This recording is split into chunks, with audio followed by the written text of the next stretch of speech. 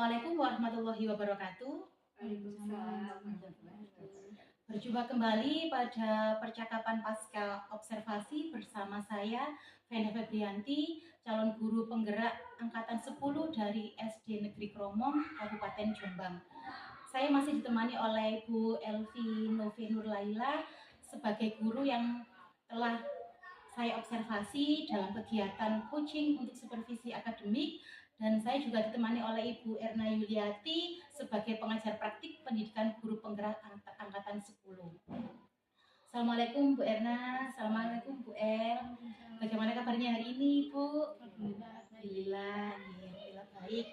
Nah, di percakapan pasca observasi ini saya akan memberikan pertanyaan-pertanyaan kepada Bu Elvi terkait dengan praktek pembelajaran yang telah Bu Elvi lakukan. Kemudian tujuan percakapan kita kali ini adalah untuk mengevaluasi sejauh mana proses pembelajaran yang telah Bu Elvi lakukan. Nah, untuk pertanyaan yang pertama ini Bu Elvi, bagaimana perasaan Bu Elvi terkait dengan jalannya kegiatan observasi yang saya lakukan dengan praktek pembelajaran yang Bu Elvi lakukan di kelas yang sudah berlangsung? Ya, gini Bunda ya. Karena saya kan belum pernah disupervisi ya Bu ya. Jadi saya mengajar dengan diamati atau di video itu, jujur saya takut dan tegang gitu Bu. Tapi alhamdulillah kegiatan pembelajaran berjalan dengan baik Bu. Jadi memang tujuan pencapaian kita untuk mengevaluasi sejauh mana proses pembelajaran yang saya lakukan. Itu Bunda ya. Alhamdulillah. Jadi sudah berjalan dengan baik ya Bu Elvi ya. Nah, kira-kira bisa diceritakan kembali Bu tentang area pengembangan yang telah Bu Elvi lakukan pada saat praktek pembelajaran di kelas kemarin itu, kemudian langkah-langkah atau tahapan-tahapan belajar apa saja yang sudah Bu Elvi lakukan dalam kelas? Ya, gini Bu ya. Kalau tahapan-tahapan tentunya saya membuat perangkat pembelajaran untuk membantu agar saya mengajar itu lebih berstruktur gitu. Dan untuk area pengembangannya adalah pengetahuan dan keterampilannya, di mana saya ingin siswa saya bisa menulis dan membaca huruf begonya. Oh iya, baik. Jadi area pengembangan yang ingin Bu Elvi kembangkan itu berhubungan dengan pengetahuan dan keterampilan siswa dalam memahami huruf pegon itu. Ya. Kemudian menurut Bu Elvi ini ya, sejauh mana area pengembangan yang sudah Bu El sampaikan tadi itu, pengetahuan dan juga keterampilan itu sudah berhasil atau belum Bu Elvi? Jadi begini Bu Enda, kalau menurut saya sudah dengan baik, akan tetapi belum maksimal Bu, masih ada kekurangannya. Jadi sudah berjalan dengan baik, tapi masih ada kekurangannya. Oke, belum maksimal seperti itu ya. Seperti yang sudah Bu Elvi katakan tadi, sudah berjalan baik tapi belum maksimal, masih ada kekurangannya. Kira-kira kalau saya boleh tahu, ada kekurangan atau kendala-kendala apa yang Bu Elvi temui pada saat pembelajaran Bu? Iya, begini Bu ya. Kekurangan atau kendala itu pasti ada ya di dalam kelas. Ada kendala yang saya hadapi saat pembelajaran adalah masih ada siswa yang pasif dalam pembelajaran. Seakan dia tidak tertarik dengan materi yang saya sampaikan Bu di kelas itu. Dan pada saat berdiskusi dengan teman, dia tidak mau berdiskusi, bahkan agak menjauh dengan temannya itu. Ada juga yang mengobrol dengan teman atau mainan. Dan yang paling berat bagi saya Bu adalah masih ada siswa yang belum mengaji Bunda. Pasti dia kesulitan dalam membaca huruf pegon. Jangankan pegon, huruf hijaiyah saja dia belum bisa, apalagi huruf pegon yang disambung-sambung itu.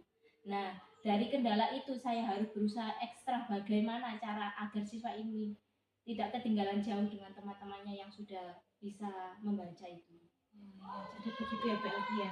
Jadi seperti yang sudah Bu Elvi utarakan, kendala-kendalanya yang ditemui pada saat proses pembelajaran itu adalah sepertinya anak-anak itu kurang tertarik gitu dengan materi yang Bu Elvi sampaikan. Kemudian ada yang masih ngobrol sendiri dengan temannya, mainan sendiri. Kemudian ada juga pada saat diskusi itu ada anak yang kesannya menjauh dengan temannya, tidak mau diskusi bersama-sama seperti itu. Dan kemudian yang menurut Bu Elvi tadi yang paling berat adalah tantangan pada saat menghadapi siswa yang sama sekali belum mengenal huruf hijaiyah, belum mengaji gitu ya Bu El ya.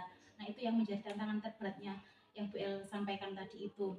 Nah kira-kira dari kendala-kendala itu, kendala-kendala yang muncul Bu El, yang Bu El hadapi tadi itu, kira-kira mengapa sampai ada anak yang menurut Bu El nih bagaimana masih ada anak yang istilahnya kurang tertarik dengan pembelajarannya Bu El, kemudian ada yang ngobrol sendiri, tidak mau terlibat diskusi, itu kenapa kalau menurut Bu Elvi? Gini, menurut saya ketika siswa tidak terlibat aktif dalam kelompok, mungkin karena pembagian kelompok yang salah, yang saya lakukan itu salah, belum sesuai gaya belajar siswa, atau masih ada yang pilih-pilih, misalnya si A dan si B hanya mau dengan teman tertentu saja, ada yang masih berbicara atau masih mainan sendiri. Mungkin karena metode atau strategi yang saya gunakan kurang menarik perhatian atau minat siswanya. Oh iya, jadi setelah Bu El mengetahui kendala-kendala dan juga penyebabnya itu, kalau saya boleh tahu, kira-kira Bu El itu sudah punya solusi atau strategi khusus untuk mengatasinya, Bu El, gimana?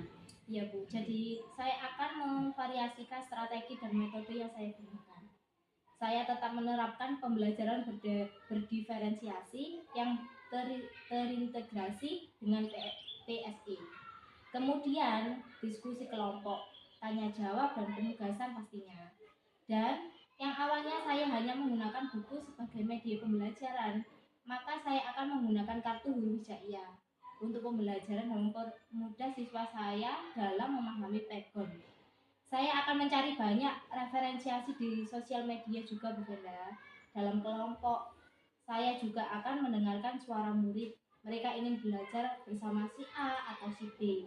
Tentunya dengan arahan dari saya agar mereka bisa belajar dengan nyaman. Iya, oke, bagus sekali ya Bu El.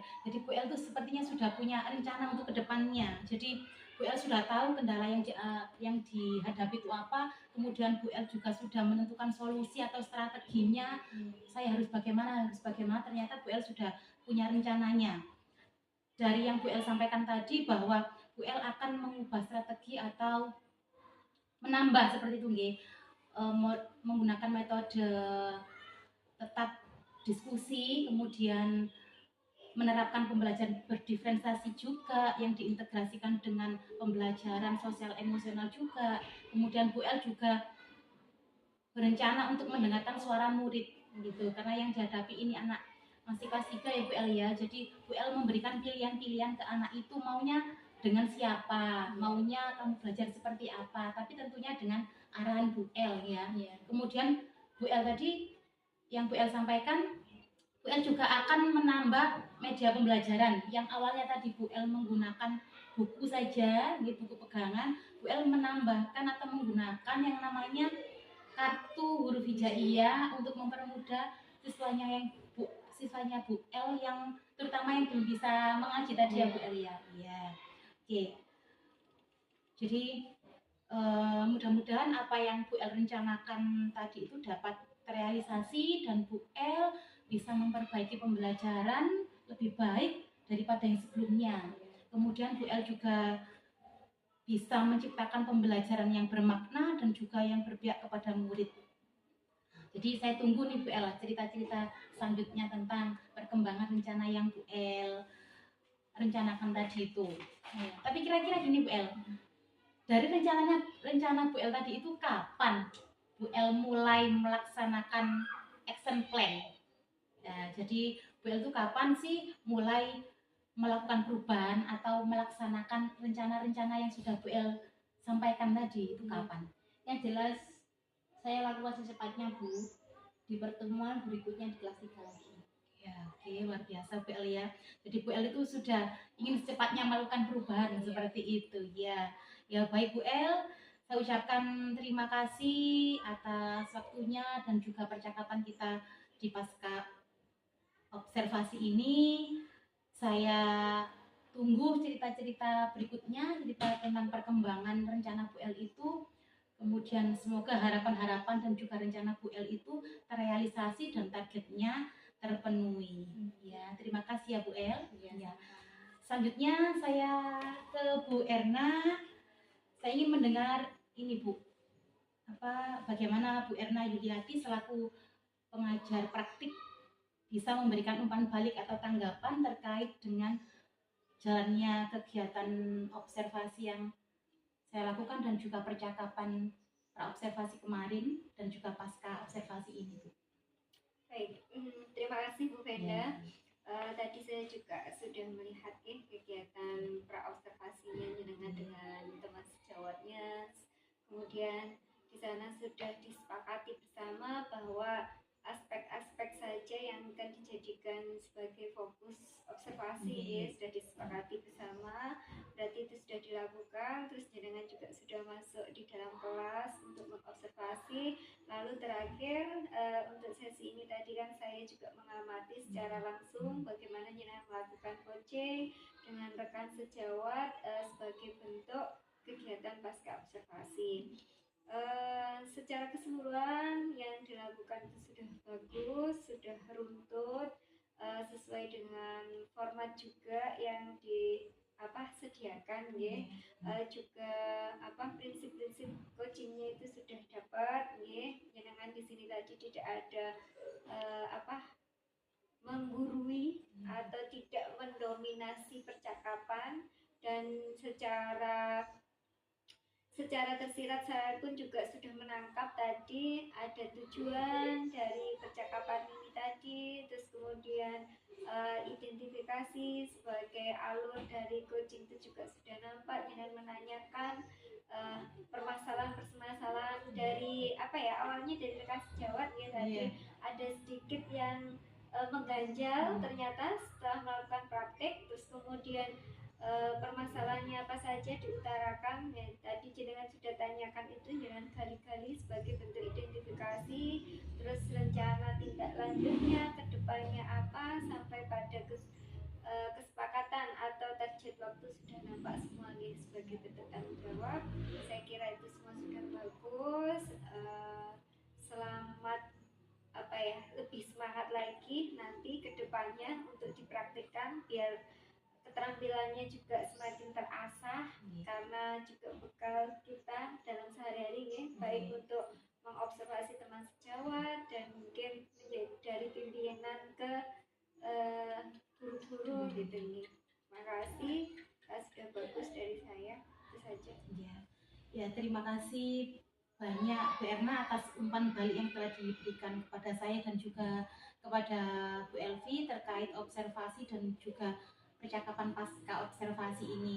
Alhamdulillah akhirnya selesai sudah rangkaian kegiatan coaching untuk supervisi akademik ini. Saya ucapkan terima kasih banyak kepada Bu Erna dan juga Ibu Elvi. Saya akhiri, wassalamualaikum warahmatullahi wabarakatuh. Waalaikumsalam.